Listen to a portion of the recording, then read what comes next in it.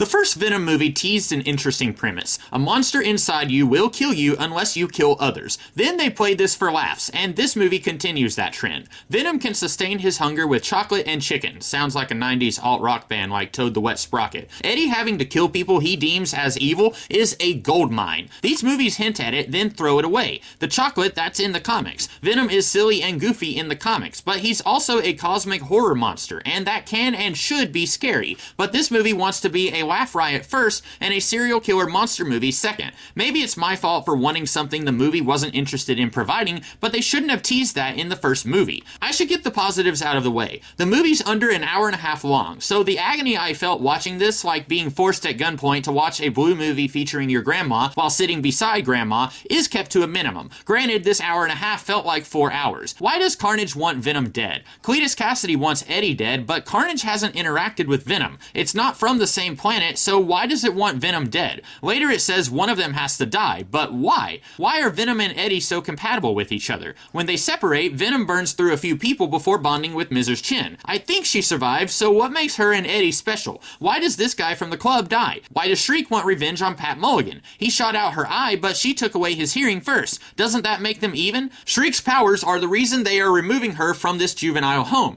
Did they not have any precautions against her powers? I'm not sure why they take away Mulligan's hearing, since him being deaf doesn't play a part in the movie. I don't think Mulligan in the comics is deaf, but they put a lot of focus on it here. Eddie is talking, Mulligan tells him to speak up, but him being deaf doesn't play a role in the story. Like Shriek is screaming, which keeps Venom at bay, but Mulligan turns off his hearing aid and he can knock her out because her screams don't affect him since he's already deaf. If you introduce a gun in the first half of your story, it needs to be fired in the second half. Cletus asks for Eddie by name, but why? Cletus says if Eddie tells his story, Eddie will get his career back because people love serial killers. But all Cletus tells Eddie is some haiku about a church steeple. Then Eddie sees some crazy scribblings on Cletus's wall, and Venom helps Eddie figure out where some dead bodies are. Even though Mulligan specifically asked Eddie to keep him in the loop with what he learned from Cassidy, and Eddie has no reason to screw this guy over, Eddie goes behind Mulligan's back and tells the press about the bodies. Then the mayor decides to reinstate the death penalty just for Cassidy, and Cassidy is upset with Eddie. What did Cassidy get out of telling Eddie to print this haiku? At the end, Cassidy tells Eddie he wanted Eddie to be his friend. This is like if a gun is fired near the end of the movie without being introduced at the beginning. If Cassidy wanted a friend, why ask for Eddie specifically? It's like Cassidy knows Eddie is the main character of the movie.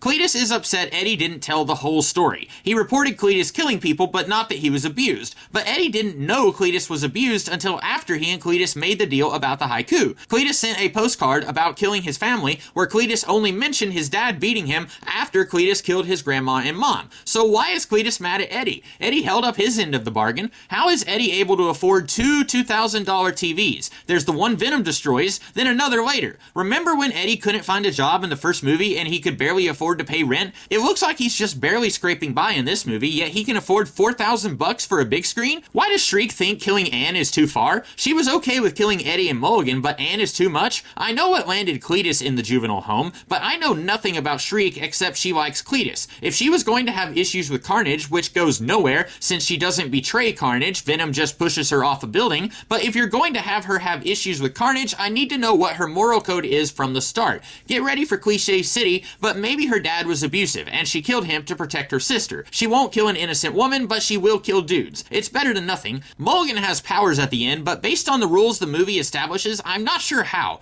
Cletus got Carnage because he consumed some of the Venom symbiote, but Mulligan only ever engaged with Shriek in the climax, not Carnage or Venom. Unless before Venom showed up, Mulligan was sucking Carnage. If so, how could Carnage benefit from this if the son must kill the father in symbiote rules? Wouldn't this endanger Carnage? What would I do differently? If possible, set this in the MCU. With the weird relationship between Sony and Disney, I'm not sure what they are allowed to do, but since there is a relationship, Sony characters can be in the MCU and vice versa. Let's keep it simple. The first Venom movie took place right before Infinity War, and Eddie was one of the snap victims. When he comes back, Anne is already married to Dan. Before the snap, he thought he could keep Venom under control on the off chance that he could work things out with Anne, but now he knows that won't work. Eddie and Venom go on the run, ready to become lethal protectors. It's baffling it took 2 movies to set up Venom's status quo. Reining in the symbiote is a tall order, so after the snap, Eddie falls off the grid. He hunts villains to satiate the symbiote and keep himself alive. He runs into an old coworker who says Cletus, who Eddie did an expose on before the first movie, wants to talk to you. Eddie thinks he can uncover where some of Cletus's victims are give some closure to the families. In the prison, Venom attacks Cletus, Cletus bites Eddie, and Mulligan is there, and he sees this black goo shoot from Eddie. He's been working on this black goo monster case since the first movie, when Venom attacked a bunch of people outside that building. Mulligan had the footage but didn't know who the black goo monster killer was until now.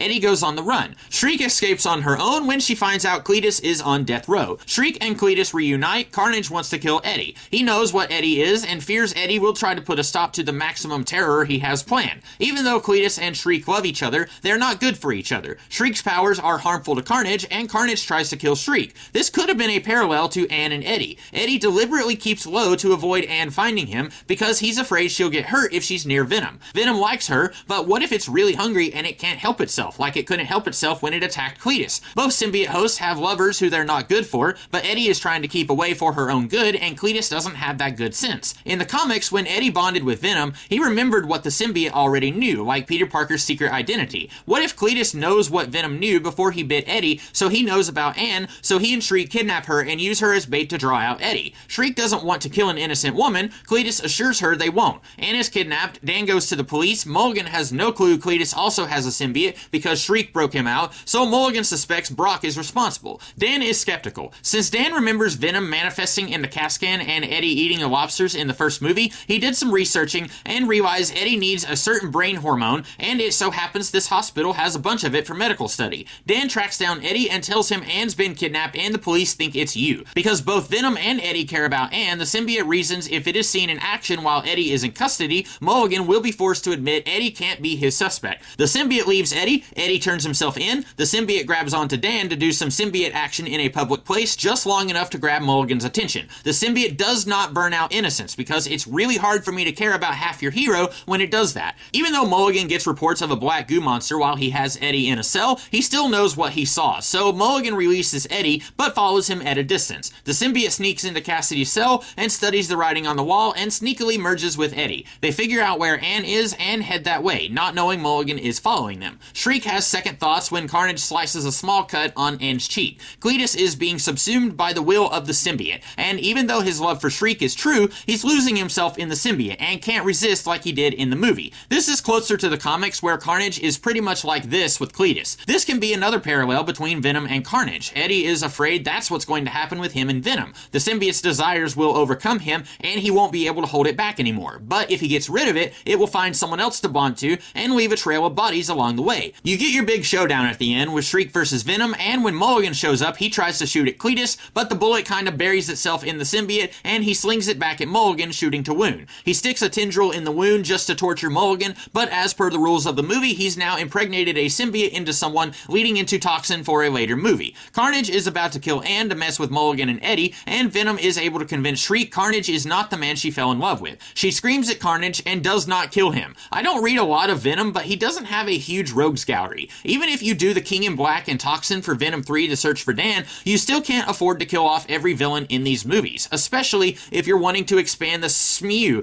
You might want to use Shriek or Carnage in Morbius 2 Wrath of Dracula. Sword can take Carnage and Shriek to Rikers. Eddie's back on the run. Mulligan knows what Eddie is and will try to bring him in, but Eddie doesn't know Mulligan has a symbiote. Post-credit scene. Shriek is in Rikers and she gets a visit from Valentina Allegra de Fontaine. She says and does something unfunny, says she's putting together the Dark Avengers, and since Shriek is a bad girl but not the worst person ever, and Elaine seems to have a fairly loose moral code, she wouldn't bat an eye at using Shriek in her schemes on a probationary period. Or if Shriek can't fit in the Dark Avengers for legal reasons, or they want this team to not be outright villainous, we can use another Val in this scene, Val Cooper, an FBI sometimes antagonist, sometimes ally to the X-Men. Val hears Shriek helped bring down Carnage, which the government is grateful for, and they're wondering if she would be interested in doing jobs for them in the future. This would again be dependent on what the terms are of the Sony-Disney relationship, but since the Disney-Fox merger finalized well before filming wrapped, if all parties were amicable, they could set up more of the X-Men corner of this universe. Shriek is a mutant in the comics, and Val Cooper was involved with Freedom Force, former villains who worked with the government, so you could do this if you're not ready for Magneto yet. I hope you guys like this one, and if you did, I do this kind of thing a lot, so check out some of the other stuff I'll be doing in the future. Until then, have a good one.